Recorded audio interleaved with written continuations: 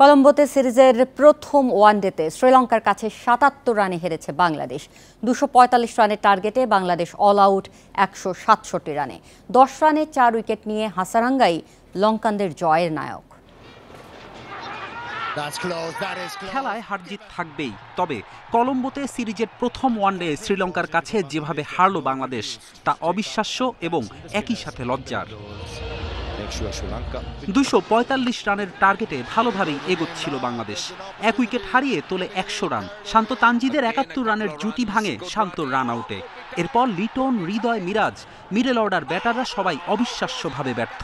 Leg spinner হাসারাঙ্গার ঘূর্ণি বুঝতেই পারলেন না কেউ।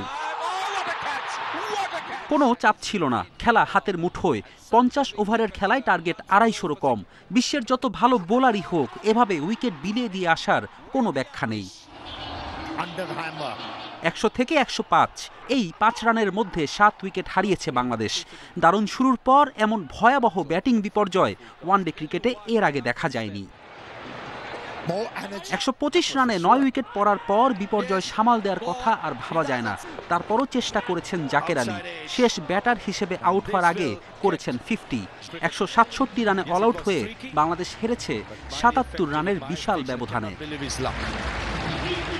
এমন হারের পর বোলিংয়ের অর্জন ম্লান হয়ে যায়। ইনজুরি থেকে ফিরে তাসকিনের ৪ উইকেট শিকার কিংবা তানজিম সাকিবের ৩ উইকেট, এসবই এমন বাজে হারের পর অর্থহীন হয়ে পড়ে।